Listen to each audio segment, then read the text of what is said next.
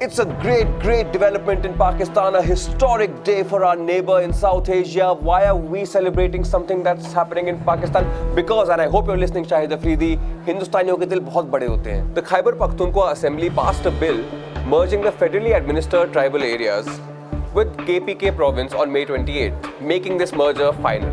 229 parliamentarians voted in favor of the amendment and one voted against it. The bill was opposed by several government-allied parties as well. For example, Maulana Fazlur Rahman of the JUIF, a great friend of Nawaz Sharif's, opposed the bill as well, as did the PKMAP. Friendship over! So here are some of the benefits of this merger going forward. Getting rid of draconian colonial era laws. There are just so many laws that we still have since the time the British ruled India.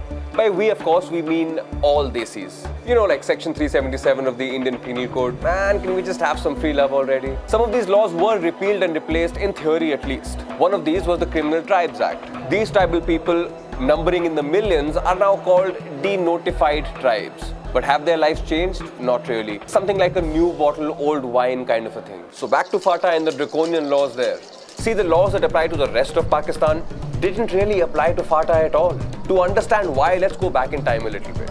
The Frontier Crimes Regulation of 1901 was enacted to combat Pashtun resistance to British rule. To control them, the British essentially empowered the administration to enforce law and order without any codified law and as per the discretion of the administrator. There are three basic rights which don't apply to the people of FATA. Appeal, or the right to appeal against a conviction in a higher court of law. Wakil, or the right to hire legal representation. And Dalil, which means the right to present reasoned evidence and argument in court.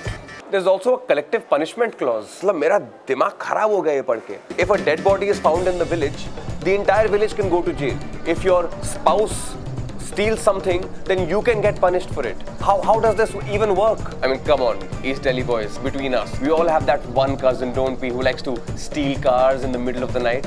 Now let's talk about women's empowerment in FATA. The women of FATA who were subject to the FCR and also to a generous dollop of patriarchy, as women are everywhere. That's my glass is filled up.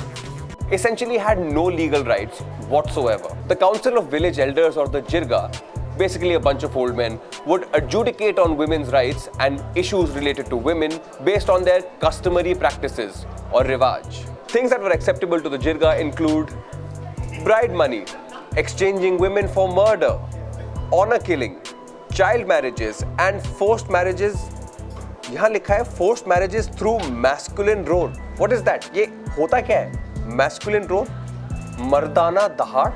Mard ki dahad? So Pakistan's laws for women will apply here now. But Pakistan's laws also have things like the Hudud ordinances, which require women to produce 4 male witnesses to rape to prove that the crime has taken place.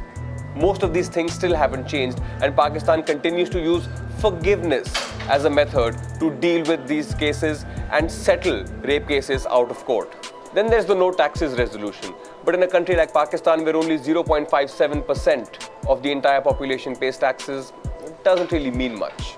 FATA contributes to 1.5% of Pakistan's total GDP, and only 34% of households here live above the poverty line. Most of them don't fall within the taxable bracket anyway. Since the impunity of Pakistan's army is unaffected, the human rights situation in FATA linked to Pakistan's counter-terror operations will also remain largely unaffected. But law enforcement through the acts of the police is likely to change for the better.